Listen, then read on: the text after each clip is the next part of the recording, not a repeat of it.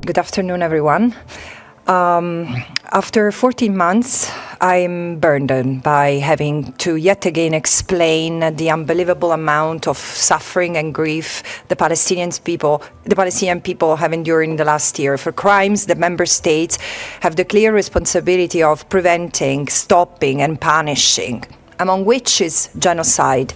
Today, the situation on the ground is catastrophic. The crisis in Gaza has become a global crisis that concerns all of us, and that's why I'm particularly humbled and honored today to stand before you with colleagues who are legal experts in their own domain and whose analysis captures equally critical aspect of this very deep crisis. But let me start by putting the occupied Palestinian territory in your mind again, as it disappears from the news. In Gaza, more than 44,000 people have been ascertained killed by Israeli snipers and bombs, 70% of whom women and children from the beginning. More than 100,000 and counting are the wounded. Thousands are unable to be treated, let alone cured, for the most basic diseases. And if it was not enough, they will now have to go through the second winter living in makeshift camps without adequate food or clothing. The entire population of Gaza has been uprooted, and often multiple times. Hundreds of thousands have lost their homes forever. Children do not know if they will be able to get back to school. In the past 4 months alone, nearly 19,000 children have been hospitalized for acute malnutrition. Famine today is a reality, and this is all the more outrageous as we see humanitarian aid being blocked. In the West Bank, including East Jerusalem, militarized Israeli security operations, settlement expansion, evictions, demolitions, violence and threats of annexation are inflicting further pain and injustice on the Palestinians, who are subject to an unlawful and intensified shot-to-kill policy. It's nearly 800 the Palestinians who have been killed and 1,000 injured this year amidst ongoing restriction on their movement and access to basic services, livelihood and farmlands. What is how did we get here? Impunity.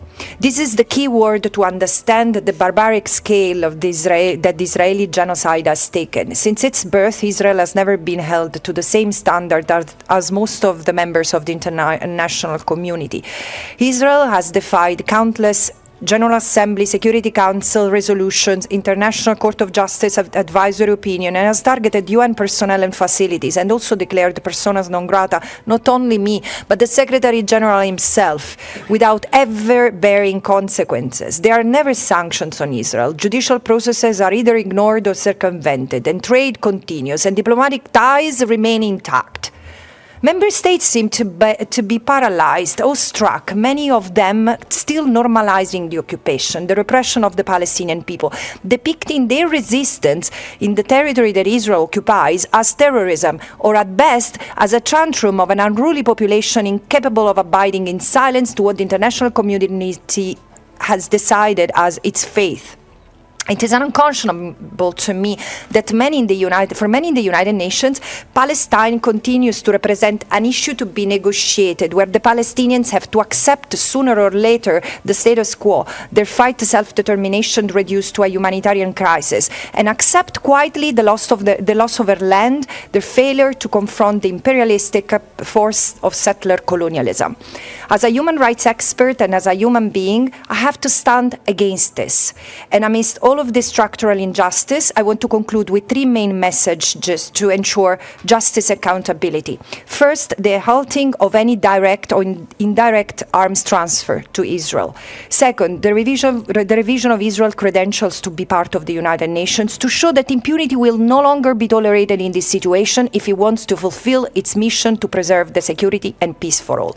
And third and last, resolving once and for all the question of Palestine in line with international law means 3 things: and the genocide now, and the occupation by September next year, because this is the deadline that the General Assembly has given Israel to comply with the International Court of Justice advisory opinion, which has ordered this year that Israel dismantles the occupation, the settlement, and the control over natural resources, totally and unconditionally, no exception. This means realizing the right of starting to realize the right of self-determination of the Palestinian people.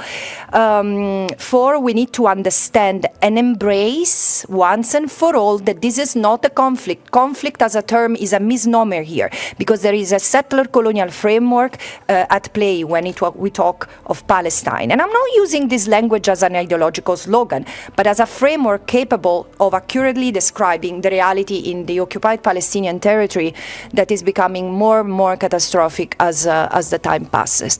Thank you.